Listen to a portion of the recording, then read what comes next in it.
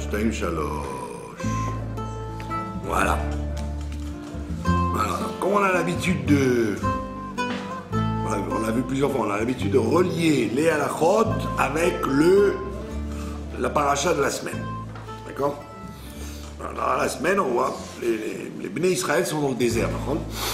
Ils sont restés dans le désert.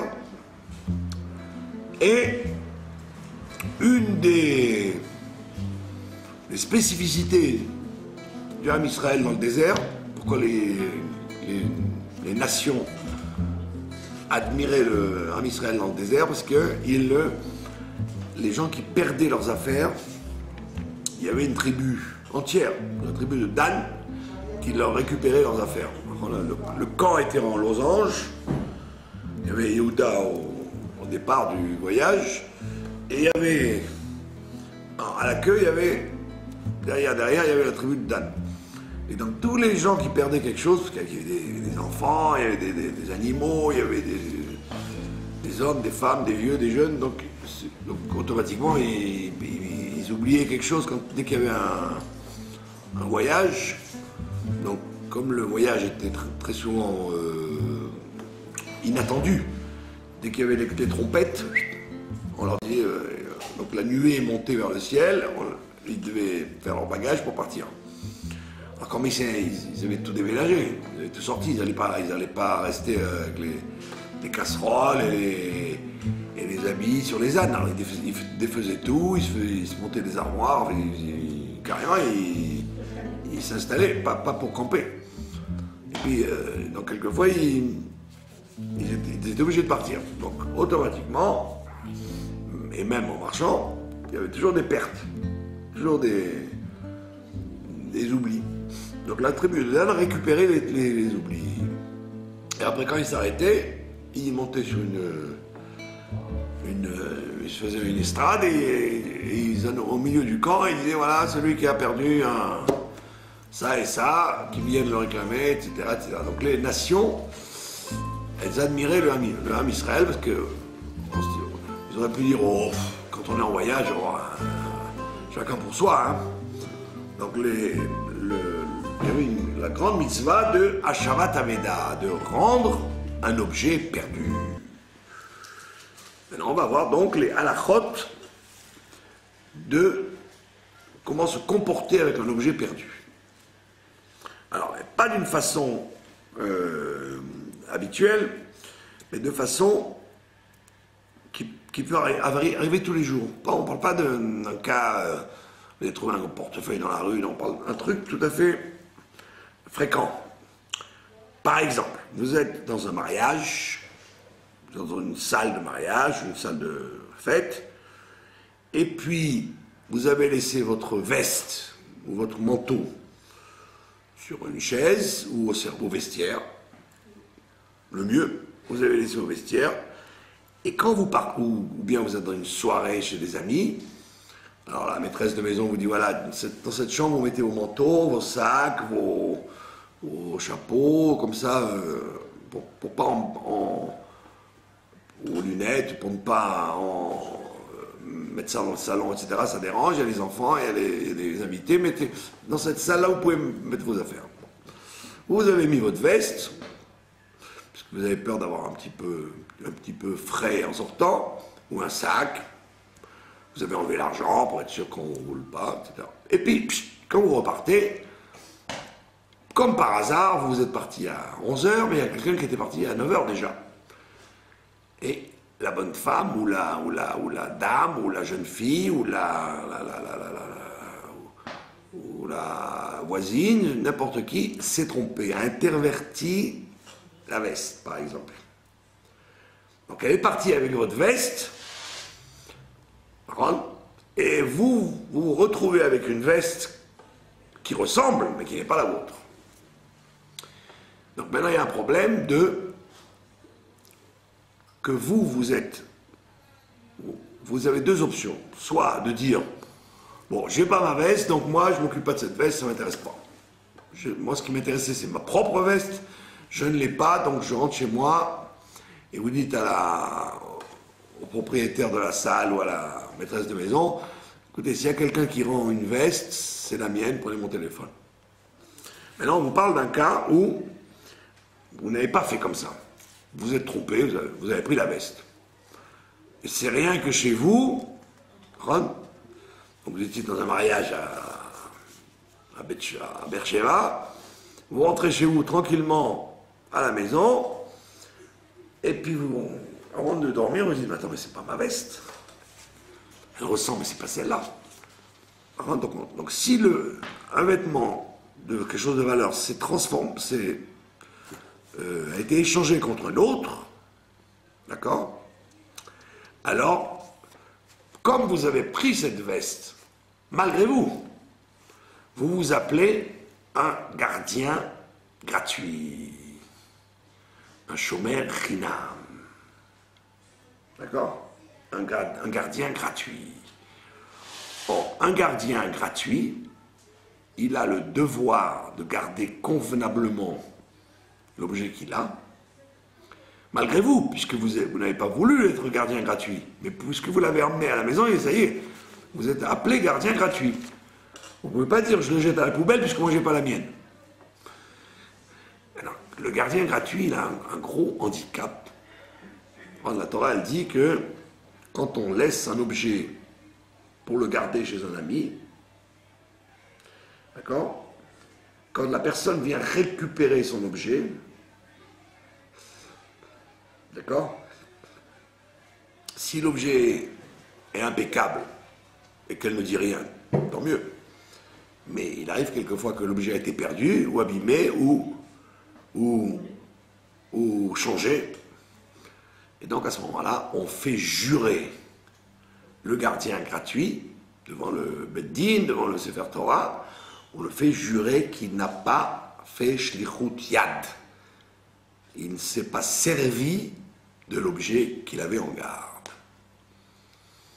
Donc quand quelqu'un, de façon plus générale, donc sans parler de perte ou d'oubli, quand quelqu'un vous dit « Est-ce que tu peux me garder ce ventilateur à la maison, ou ce manteau à la maison, ou cet objet quelconque à la maison ?»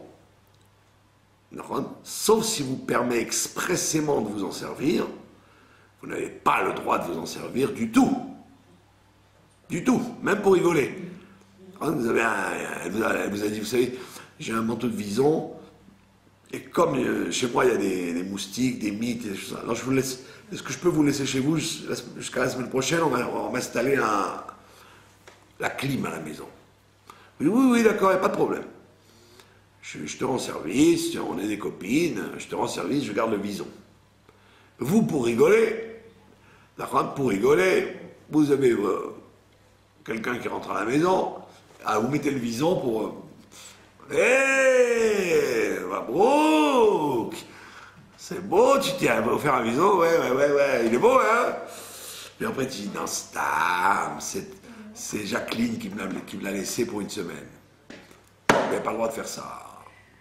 Vous avez utilisé le vison alors qu'on ne vous l'a pas permis. Dès qu'on vous l'a laissé en garde, vous deviez l'enfermer dans un placard, protéger des mites et des rats et des chats et de l'humidité, et ne pas le toucher jusqu'à ce que la personne revienne.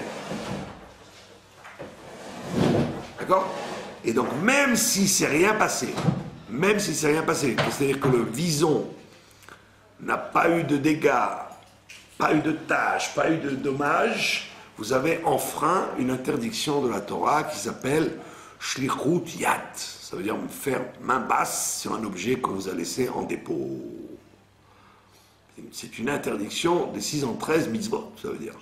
C'est pas Kashrut Badat pour en faire plus. C'est une des 613 mitzvot qu'on a encore dans la galoute. Et les gens ne savent même pas ça. Par contre, on vous laisse un livre à garder, on vous laisse un... J'ai donné le vison parce que c'est amusant. Donc dans le cas qui nous occupe, la personne, vous vous êtes trompé, vous vous ramenez de Bnei Brak ou de Beersheba avec la veste, et puis avec le bus, la voiture, vous n'avez rien vu, vous avez mis la veste sur vous, vous êtes rentré chez vous. Pitom, avant de dormir, vous enlevez la veste, vous dites mais c'est pas la mienne. Donc vous devenez automatiquement gardien gratuit, Shomer Chinam, et comme vous êtes Shomer Chinam, vous êtes gardien gratuit, vous rentrez dans l'interdiction de vous servir de l'objet. Donc dès que vous vous rendez compte que l'objet n'est pas à vous, vous devez l'enlever précautionneusement de vous, et vous devez l'enfermer dans un endroit surveillé jusqu'à ce qu'il y ait signe de vie de ce vêtement. Donc, vous avez posé une excellente question. Combien de temps ai-je la responsabilité de garder cet objet sans le toucher? D'accord? Alors, les décisionnaires actuels, puisque les temps ont changé, à l'époque, les gens n'avaient pas beaucoup d'objets, les gens avaient du mal à contacter le prochain, et une nouveauté qu'on n'a jamais eue, les gens étaient beaucoup plus pointilleux de leurs affaires qu'ils ne le sont aujourd'hui. Ils étaient plus pauvres. Comme les gens étaient plus pauvres, comme disait ma grand-mère, que vous n'avez pas connue, que vous avez raté d'ailleurs, ma grand-mère, elle avait un vieux sac, vraiment un vieux sac, quoi. Mais elle ne pouvait pas s'en détacher, elle aimait beaucoup ce sac. Alors elle me disait toujours, j'ai celui-là et le vieux.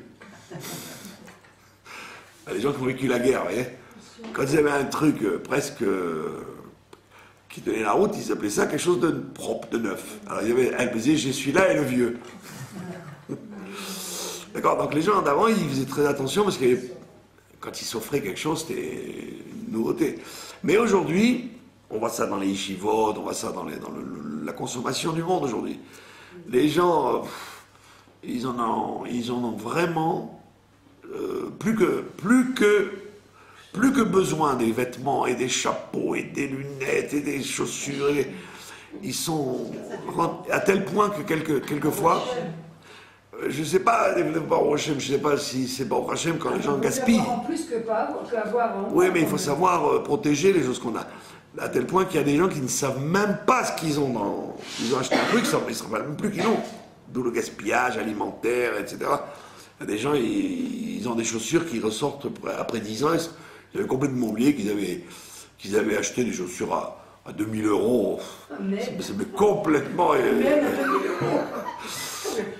complètement oublié. J'étais au Hilton de Madagascar et j'ai eu une petite envie, je me suis acheté des chaussures à 2000 €. Donc, Bekitsour, la conscience de l'appartenance, elle a beaucoup disparu. Donc, automatiquement, les décisionnaires nous disent, ça réduit, heureusement, le temps que vous avez une responsabilité à garder.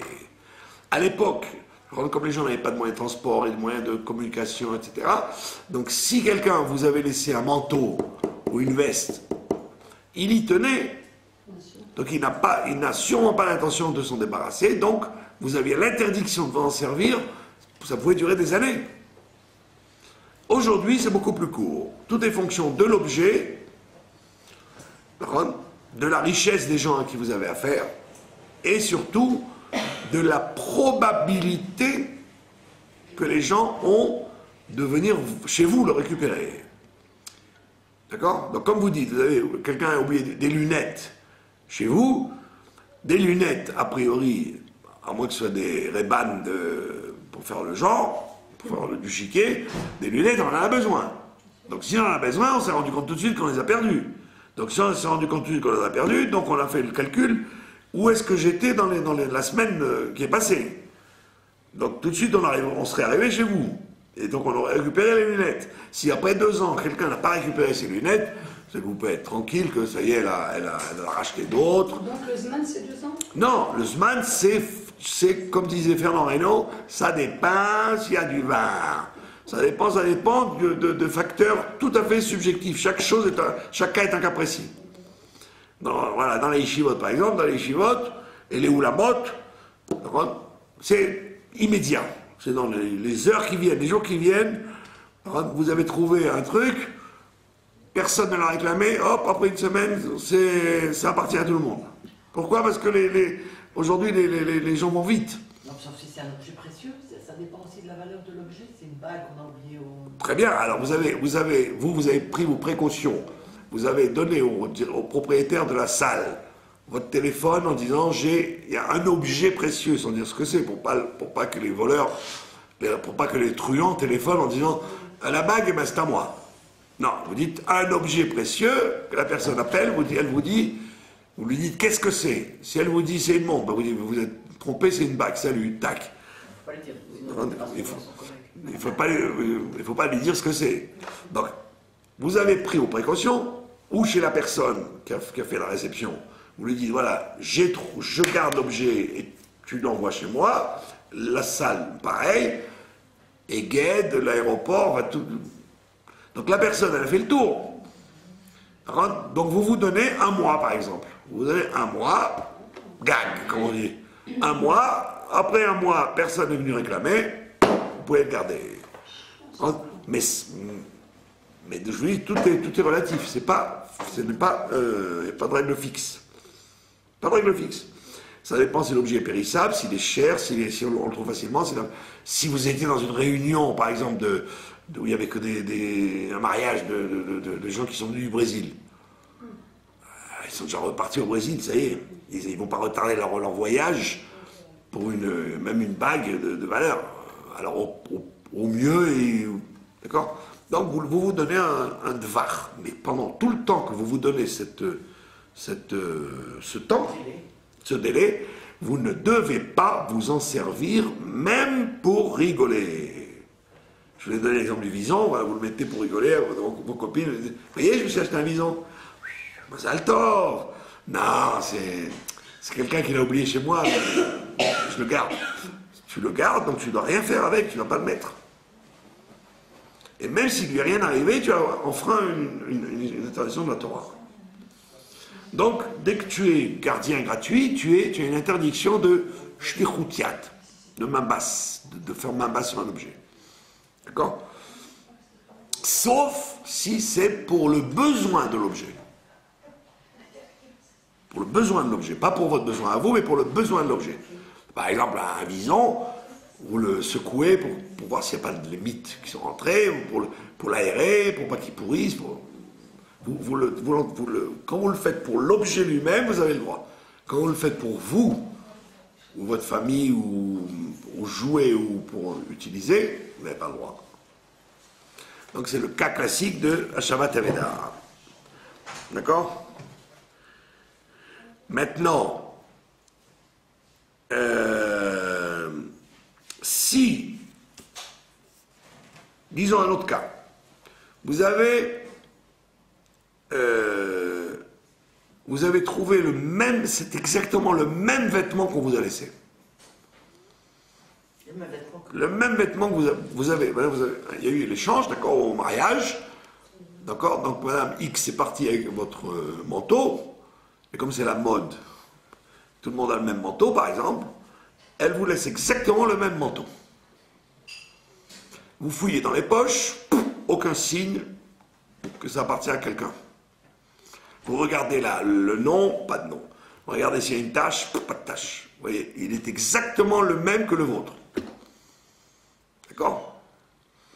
Donc à ce moment-là, est-ce que vous avez le droit de vous en servir ou pas? Bonne question. Donc si toutes ces conditions sont remplies, ce qui n'est pas évident, d'accord?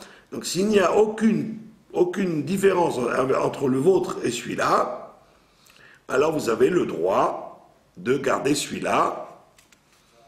Vous avez le droit de garder celui-là en disant, de la même façon que moi le mien était impeccable et elle a pris donc impeccable, celui-là le sien est impeccable, je le garde impeccable.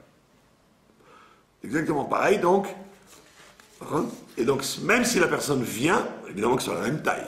Ah, bien évidemment, si vous pouvez rentrer à deux dans le manteau, on ne parle pas de ça, on parle de la même chose exactement. Ça peut arriver, surtout en Israël où il y a beaucoup de...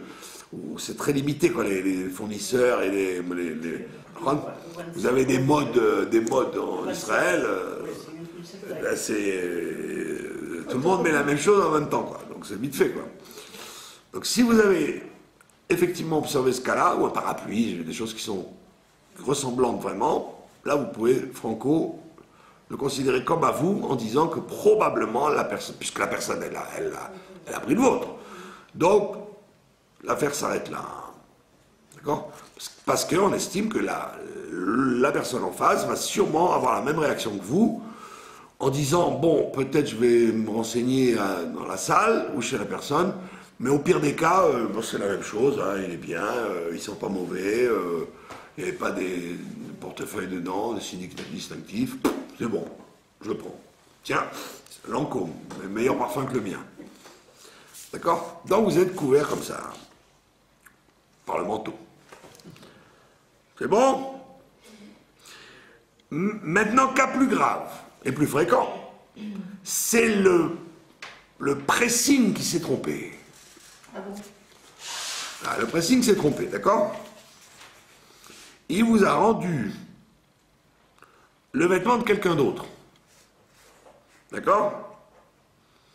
Et quelquefois, comme il est emballé dans un plastique ou dans une couverture pas transparente, vous n'avez pas fait attention que ce n'était pas la même chose. Vous rentrez chez vous et vous vous rendez compte que ce n'est pas la même chose. D'accord ? Si vous n'avez aucun moyen de retrouver l'adresse, soit la personne qui a fait la course, elle est incapable de vous dire dans quel pressing c'était. Est-ce que c'était aux Champs-Élysées ou au Champ de Mars, vous ne savez pas. Mais là aussi, dans le même cas, après un certain temps, vous pouvez profiter de l'objet comme s'il était à vous. D'accord ? Donc on voit bien que c'est à la route là, il ne faut pas les analyser avec légèreté en disant bon, c'est pas grave, parce que vous risquez de tomber dans cette interdiction très grave d'utiliser un objet qui n'est pas à vous. Shlichut. Question avant que je passe à la paracha. Moi, je voudrais poser une question. Si par exemple, on va dans une friperie et qu'on essaye un manteau et que, comme ça, machinalement, on met les mains dans la poche et on trouve par exemple une bague, qu'est-ce qu'on fait? Et que la bague, elle est sympathique. Est-ce qu'on l'achète parce que le vendeur n'est pas au courant? Est-ce qu'on garde la bague? Qu'est-ce qu'on fait? Est-ce qu'on dit qu'il y a une bague? Parce que même la bague, elle n'est pas vraiment au vendeur. Comment ça se passerait? Non, c'est à vous. Donc on peut acheter le truc parce que la chose... Vous n'avez même pas besoin de l'acheter, vous pouvez prendre la bague et repartir avec. Ah bon? Ouais, parce que le fripier n'a pas acheté la bague, il a acheté le manteau. La personne qui l'a vendu n'a pas vendu la bague, elle a vendu le manteau. Donc malheureusement, quand elle va se rendre compte que la bague était peut-être dans le manteau qu'elle a vendu chez le fripier, il y aura beaucoup d'eau qui serait passée sous le Yarkon entre-temps. Donc depuis très longtemps, la personne elle a renoncé, donc elle est à vous la bague. Ouais, mais enfin quand même, on la prend comme ça sans payer Ouais. le manteau. Ah bon. Ouais, puisque dans toute la ligne, personne ne peut revendiquer cette chose-là. Ça m'est jamais arrivé, mais ça pourrait toujours Oui, arriver. moi ça m'est arrivé. À l'époque, j'ai retrouvé un portefeuille dans un truc au marché aux puces, etc. Donc, c'est des choses qui arrivent, mais ni le vendeur, ni celui au milieu ne sont au courant de rien. Puisqu'en général, justement, chez les antiquaires, par exemple, quand ils achètent un coffre, vous vous inquiétez pas qu'ils l'ouvrent d'abord, pour voir si ce qu'il y a dans le coffre a peut-être plus de valeur que le coffre Louis XIV. Peut-être que ce qu'il y a dedans, c'est des euros. D'accord ? À part donc, les spécialistes qui font attention, la plupart du temps, en plus que Dieu me pardonne de connaître cette notion. Il y a ce qu'on appelle ces tombées du camion. Vous connaissez ces tombées du camion? Quand ils vous vendent du volé, des choses volées. Par contre, ils vous vendent un truc volé. Donc ils vous le vendent à moitié prix. On vous dit, mais comment ça se fait que c'est à moitié prix? Bah, tu sais, c'est des trucs qui sont tombés du camion.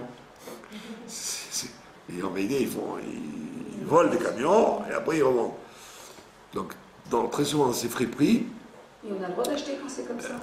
Non, si c'est sûr que c'est volé, vous n'avez pas le droit, pour ne pas encourager. Mais dans les friperies, etc., ça peut des fois venir malheureusement de gens qui sont morts sans laisser d'héritier. Donc ils ont dégagé toute la maison. Et il y a des gens qui achètent ça, comme à la salle des ventes. Ils achètent des stocks de gens qui sont morts sans laisser de traces, quoi, sans héritier, sans rien. Donc, Mazal Tov, si vous avez bénéficié d'un truc de valeur. Voilà. Maintenant, nous allons passer à la paracha de la semaine, qui est la parachat Roukat. Vous êtes un Korah, mais il serait temps que vous l'abandonniez, Korah. Il est tombé dans le trou depuis la semaine dernière. On est dans Roukat, on est dans la vache rousse. Oui, non, excusez-moi, si. Ah d'accord, C'est Roukat. la paracha de la Estakot du Rabbi. Oui, non, je... Et pas cette année, puisque cette année, ce sera Balak. Mais C'est la vache rousse. Roukat. Alors, dans Roukat, il y a un renseignement intéressant que je vais vous transmettre, dont je vais vous faire part. Je vais vous livrer un renseignement intéressant. À l'intérieur de la parachat Roukat, Roukat, ça se passe 38 ans après la sortie d'Égypte. On bascule déjà. On est dans la génération qui n'a pas connu l'Égypte, la nouvelle génération qui monte.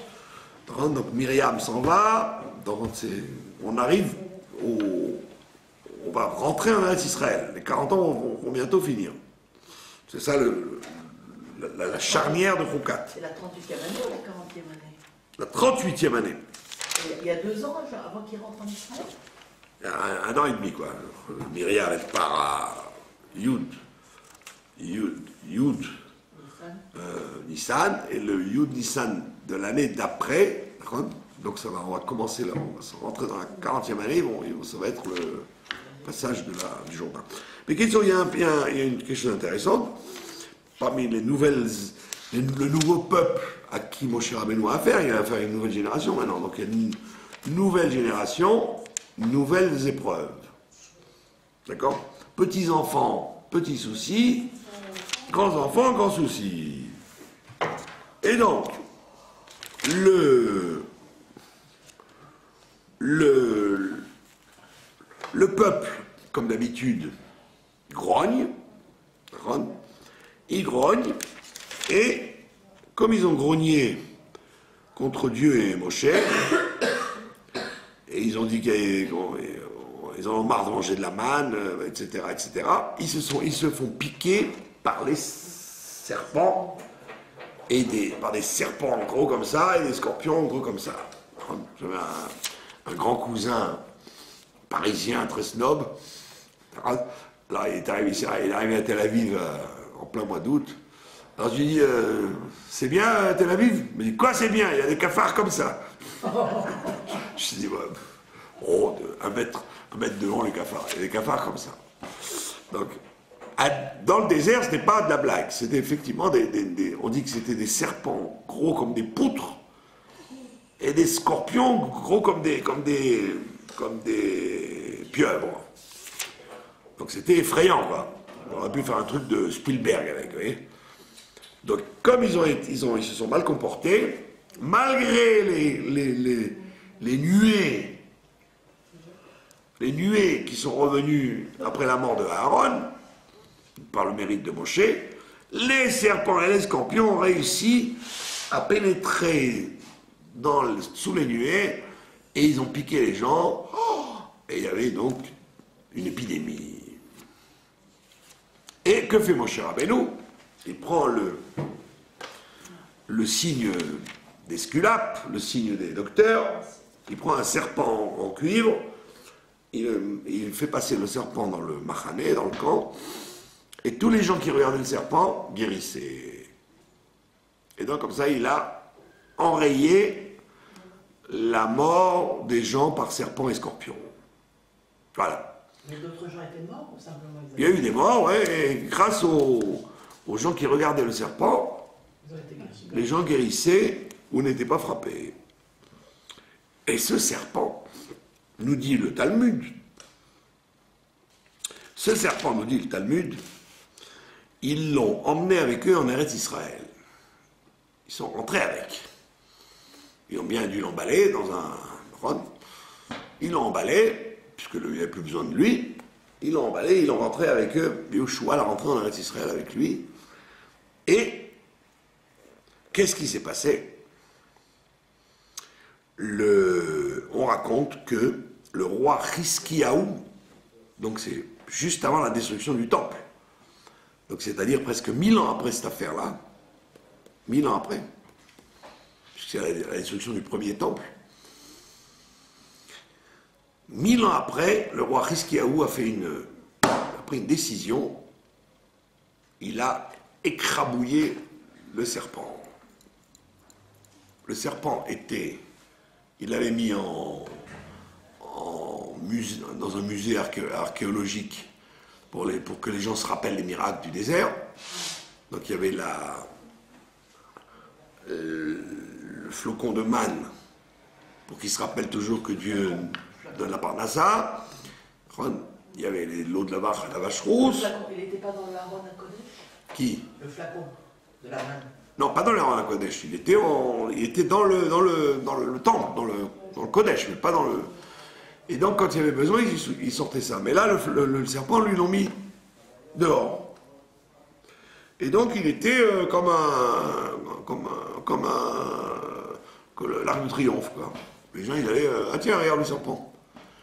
Maintenant, ce serpent, pourquoi, donc, on demande la Gemara, pourquoi Hiskiaou, il a pris le serpent, il a écrabouillé, il a pilé, et il a fait disparaître le cuivre. Il dit parce que les gens, quand ce serpent-là, il avait les mêmes vertus qu'il avait eues à l'époque. D'accord? Et donc, qu'est-ce que faisaient les gens? Ils allaient voir le serpent et ils guérissaient. D'accord? Alors, on dit que le Talmud nous dit que de tout ce qu'a fait Hiskiaou, il y a des choses sur lesquelles les Khamim n'ont pas été d'accord. Comme il était roi, ils avaient peur de lui dire, mais ils lui ont dit. Il y a des choses sur lesquelles ils étaient d'accord. Et ça, c'est une des choses pour lesquelles ils ont été d'accord. La Gemara demande pourquoi il a fait ça. Il a dit parce que les gens ne priaient plus. Les gens ne priaient plus, ils regardaient le serpent et ils étaient guéris. D'accord? Alors on dit pourquoi Hiskiaou il a attendu 1000 ans après pour faire ça? Pourquoi personne n'a fait avant lui? Justement parce qu'il dit au moment que le Hiskiaou, il y a eu une baisse de foi. Et donc avant, les gens, quand ils allaient voir le serpent, ils savaient que le serpent c'est un souvenir du désert. Mais en vérité, ce qui compte, c'est de prier. C'est de prier pour de bon. Alors que là, ils se sont dit, pourquoi faire prier pour de bon? Le serpent. Le serpent, ça fait tout. Donc ça veut dire qu'ils enlevaient la caractéristique de la prière, de la tefila. Et donc, il a dit, il s'est réuni avec ses sages, et ils ont dit, qu'est-ce qu'on fait? Ils ont dit, c'est très dangereux, parce que maintenant les gens n'auront plus la conscience qu'il faut faire la tefila, ils n'auront que conscience que la Torah c'est un truc, quoi. La Torah c'est un truc. Il y a un problème, il y a une solution. Mais il n'y a pas de travail, il n'y a pas d'effort, il n'y a pas de donner quelque chose de soi-même. Et donc il a fait exprès, et il a fait la même chose d'ailleurs avec le livre le livre des médicaments. Il y avait un livre où il y avait tous les remèdes de toutes les maladies possibles. Et il fallait pas être très très intelligent pour le déchiffrer. Donc tout le monde l'avait à disposition. Et donc les gens, encore une fois, évitaient de prier.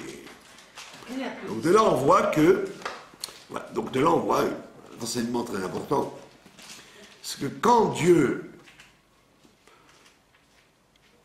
par le biais de la nature, envoie une maladie à quelqu'un, un problème à quelqu'un, donc la réaction générale des individus, c'est d'aller à la coupatrolim, d'aller chez le toubib, chez le pharmacien, chez le toubib, chez leur grand-mère. J'ai mal là, qu'est-ce que je dois faire? Alors que la Torah te dit non, regarde. Si tu as mal là, tu dois tout de suite réfléchir quel est le lien spirituel, quelle est la transgression que tu as commise pour que cela t'arrive. Ah, c'est vrai que maintenant, comme le mal est arrivé dans ce monde-là, il faut qu'il y ait un moyen matériel de le guérir, donc tu dois aussi passer peut-être par le docteur et le pharmacien. Mais ça n'est que...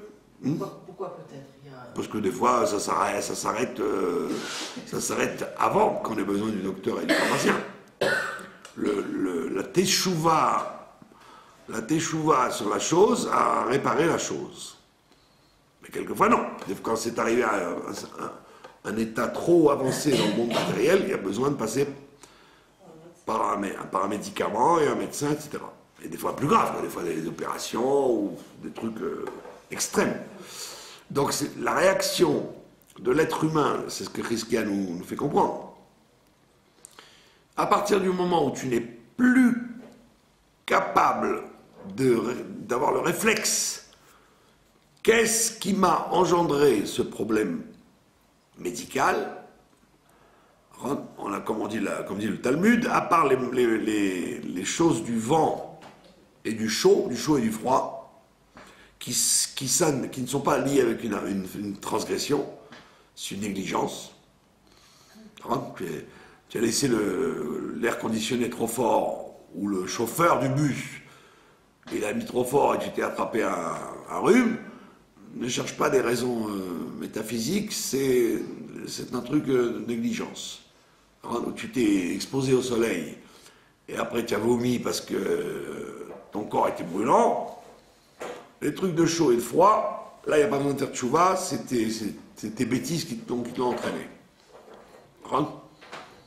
Tu as bu froid quand il fait chaud, alors que d'après la logique, il faut boire chaud quand il fait chaud et froid quand il fait froid.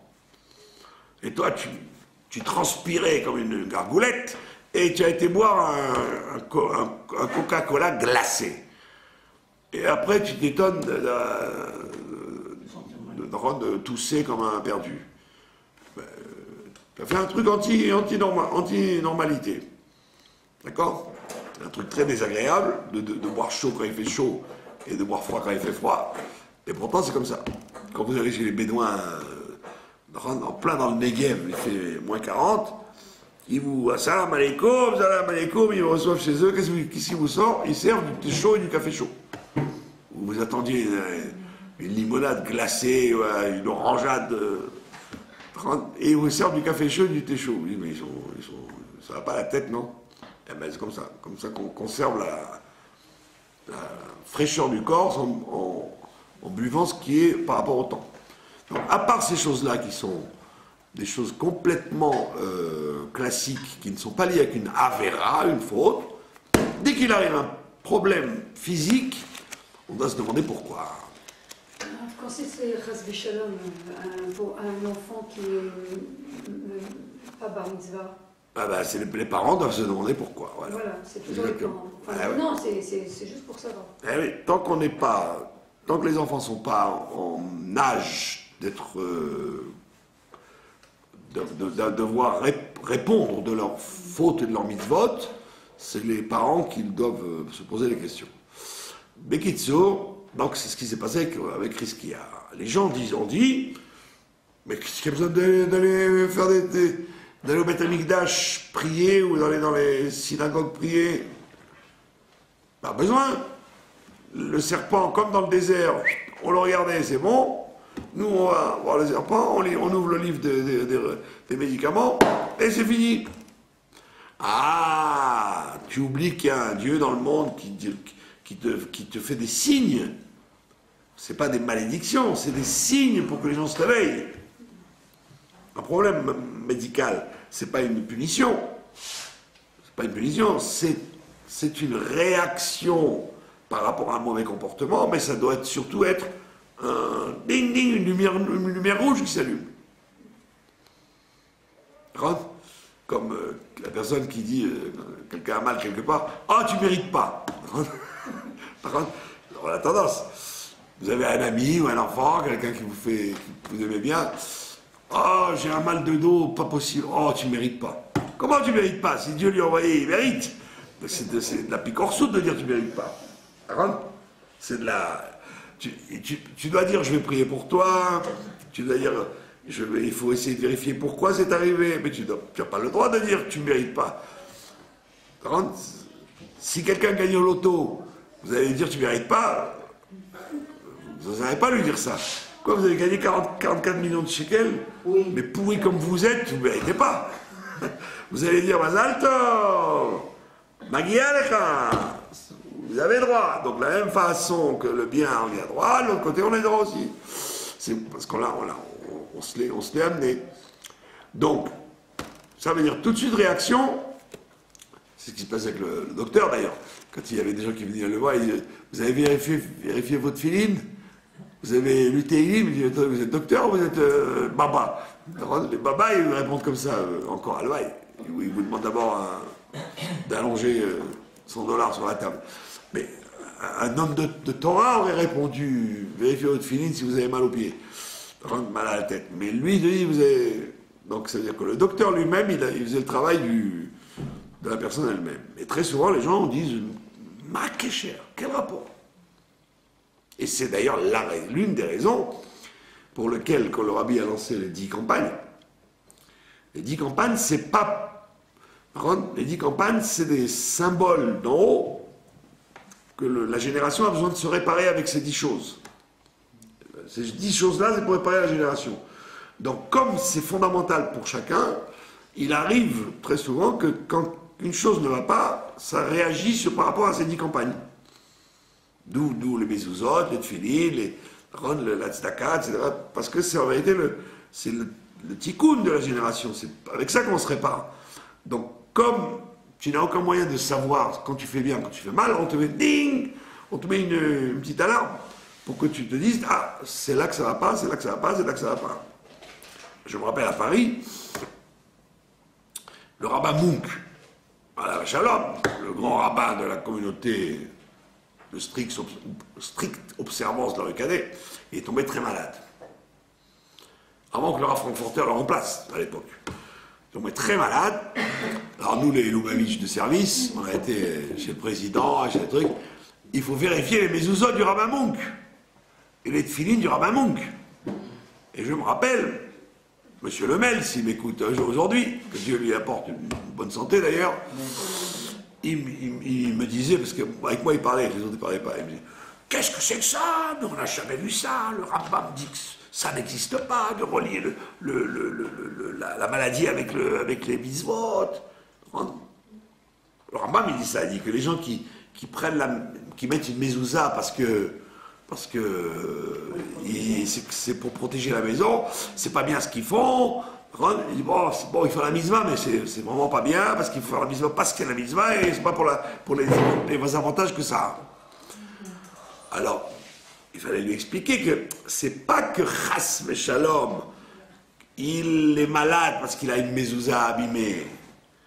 Non, c'est que Dieu a voulu lui faire comprendre que, comme tu dois avoir une mezouza kshera, parce que c'est la raison d'être sur terre de notre génération, donc Dieu il te fait un signe.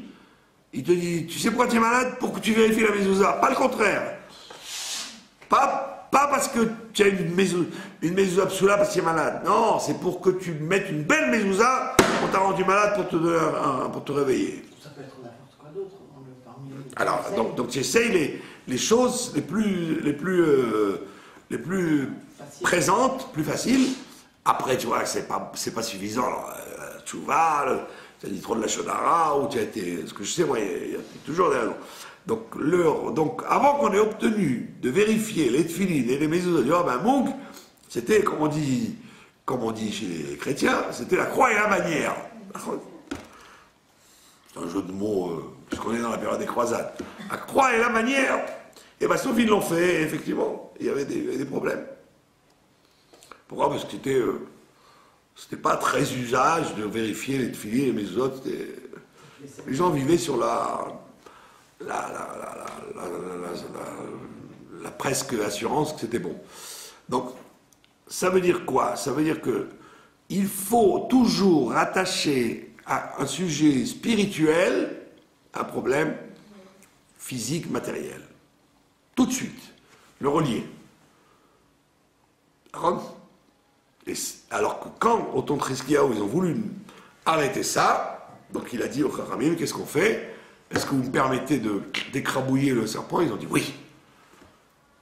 Ça veut dire qu'on était passé dans un stade de baisse spirituelle où les gens voyaient dans les ségoulottes et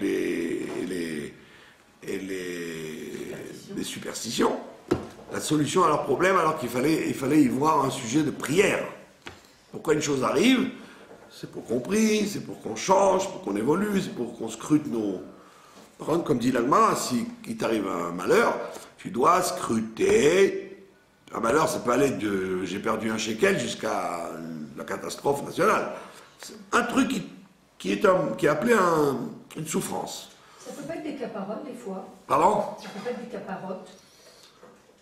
Très bien, peu importe. En tous les cas, ça doit mériter une analyse. Tu dois, comme dit la Gemara, tu dois les pêche. Il doit être mepashpesh b'ma'asav. Il doit scruter ses actions, pourquoi il lui arrive un problème. Quand des babas, vous allez les voir qui disent c'est la inara, c'est la faute de l'autre. Ouais, c'est quand un baba il vous dit ça, vous pouvez lui dire à lui, il faudrait peut-être que tu scrutes tes maasim, espèce de baba au rhum. Bien sûr, c'est inacceptable une réponse comme ça. C'est la faute du mauvais œil, la faute c'est la baisse de l'euro et du dollar. Non, mais c'est évident que l'homme doit se scruter dans ses actions directes. C'est beaucoup plus agréable de s'entendre dire c'est la faute des autres qui me mettent le mauvais œil que de dire n'arrêtez pas de dire la cholara, c'est pour ça que vous êtes malade, monsieur. Arrêtez de dire la cholara. Mais je mange strictement cachère, d'accord? Mais ce que vous sortez de la bouche n'est pas cachère. Même ce que vous y mettez tant est cachère. Donc c'est pour ça que dans le désert, Dieu a fait ce miracle de leur amener le serpent. Parce que automatiquement, ils étaient encore sous l'influence du désert, de la présence de Dieu. Donc pour eux, c'est sûr que c'est Dieu qui soigne. Et puis bon, il y a le serpent en même temps pour faire un intermédiaire. Et quand ils ont oublié qu'il faut se tourner vers Dieu et prier pour changer les choses, donc on a décidé d'enlever les moyens intermédiaires. Donc c'est la même chose. Si quelqu'un, aujourd'hui le serpent en cuivre, le serpent en airain, bah c'est la médecine. Quand quelqu'un a un problème, c'est rare qu'ils disent c'est parce que je suis comme ça, En général, les gens vont dire non, c'est parce que les progrès médicaux n'ont pas fait qu'on a trouvé la solution, mais bien un jour on trouvera. Ça n'a rien à voir, le cancer, le sida, la grippe. Non, ça n'a rien à voir avec des problèmes spirituels. C'est des problèmes conjoncturels, quoi. C'est comme à l'époque il y avait la peste, maintenant il y a d'autres maladies modernes. Mais alors les goyim... Et ça c'est complètement... Ils sont malades aussi. Picoros, pardon? Les goyim, ils sont malades aussi. Eh ben, même les goyim, il faut leur dire... Il n'y a personne pour les éduquer, ces pauvres goyim. Non, mais c'est pas ça que je veux dire. Est-ce qu'eux, ils n'ont pas d'injonction à faire? Je veux dire, qu'est-ce qu'ils vont chercher? Comment, s'ils ont une maladie, ils vont pas dire je mange pas cachère ou je fais de la chocolat. Ils ont les 7 mitzvot de Bnei Noach et c'est pas évident qu'ils puissent les respecter. Surtout que il y a 7 mitzvot de Bnei Noach, Mais il y en a une très grande de mitzvah qui concerne les goïms, c'est d'aider le Ham Israël, d'aider le peuple juif dans sa tâche. Et donc il y en a plein qui se préoccupent pas de ça. Voilà, il y a des gens qui Ça fait partie des 7 ou c'est une autre? c'est la paracha d'Azinou qui dit là-bas, vous êtes la prunelle de mes yeux, ce qui vous touche, c'est comme s'il touchait à la prunelle de mes yeux. Donc ça veut dire aider le peuple juif, ça veut dire faire régner le règne de Dieu sur terre. Donc même si un goy comme Schindler, qui était un gars très débauché, quoi, il a fait ce qu'il a fait, il a le mérite de s'appeler Chassid Omot Haolam, même s'il ne se comportait pas dans les autres mitzvot de Ménor comme il faut. Donc les goïms aussi, ils ont un... Comme c'est, vous voyez bien dans le Tanakh, on voit par exemple qu'il y a des goïms qui ont la lèpre et qui viennent voir les prophètes, qu'est-ce qu'on doit faire, etc. Donc on voit que les goïms, ils savaient qu'il y a un rapport entre le comportement et la punition et la bracha. Ils savaient, s'ils avaient la bracha, c'est parce qu'ils se comportaient bien, ou ils aidaient les juifs dans le pays où ils étaient, et s'ils avaient la malédiction, c'est parce qu'ils n'étaient pas gentils avec les juifs. Une des raisons pour laquelle les États-Unis sont devenus la plus grande puissance mondiale alors que c'est des idiots finis, alors que les Russes, ils ont toujours pataugé dans la misère alors que c'est des gens géniaux, c'est parce que les Russes étaient méchants avec les Juifs depuis la nuit des temps, alors que les Américains, jusqu'à maintenant, étaient pro-juifs. Comme dit le rabbi Rayatz, que c'était Roosevelt, il dit c'est un Chassid, Omot Haolam, etc. Après, il n'y a que le rabbi. Le rabbi, il a dit, il y a quelques années, que l'Amérique n'est plus si gentille que ça. On voit bien que pour l'art, etc., on voit bien que... Et c'est pour ça d'ailleurs qu'il commence à dégringoler comme il faut. Ça veut dire que c'est inexplicable. Comment ça se fait que les Américains, oui, les Russes, non, parce que justement, les Américains, ils ont aidé les Juifs à arriver, etc. Mais maintenant que les Juifs, les Russes sont gentils avec les Juifs, ben, ils commencent à devenir importants. Et donc, c'est même les goïms, ils ont ce dîne en question de lever la tête au ciel pour que les choses s'arrangent, c'est évident. Et donc, c'est pour ça que cette paracha, elle t'explique que d'aller voir le serpent en cuivre pour être soigné, on te dit, c'est pas bon, tu dois avant tout vérifier ce qui va pas, et rien qu'après aller voir le serpent en cuivre, c'est-à-dire le médecin et le spécialiste. Et quand on va demander une bracha à un rabbi pour une maladie... En plus, c'est pour... Non, la bénédiction qu'on demande à un tzaddik, c'était pour nous aider à faire tchouva, pas pour qu'il nous fasse le travail à la place. Il faut que quand quelqu'un lui demande une bracha, c'est pour qu'on t'aide. On te donne le derrière, la route pour essayer de soigner, d'arranger les choses. Il ne faut pas dire, moi j'ai demandé une bracha au tzaddik, maintenant je suis assis dans mon fauteuil et j'attends. J'ai pas guéri, donc... Ça ne suffit pas. Il y a toujours un ascenseur qu'il faut envoyer. Alors chez les tzadikim polonais, c'était comme ça. C'était le tzadik qui prie pour toi et toi tu restes chez toi tranquille. Mais dans la chassidoute de Chabad, c'est pas comme ça. Ça a toujours été, tu dois faire. Même si le rabbi prie pour toi, tu dois faire. Donc voilà, le grand enseignement, c'est que chas v'shalom, de dire qu'une maladie elle vient ou un problème vient, c'est la conjoncture. Il n'y a aucune conjoncture. Il peut y avoir une épidémie, toi tu passes à travers parce que toi tu es comme il faut et les autres non. Donc tu dois faire ce qu'il faut et dire aux autres de changer leur comportement. Voilà, je vous souhaite une grande réussite. Mashiach dans la vie. Mashiach now. Kol Tov.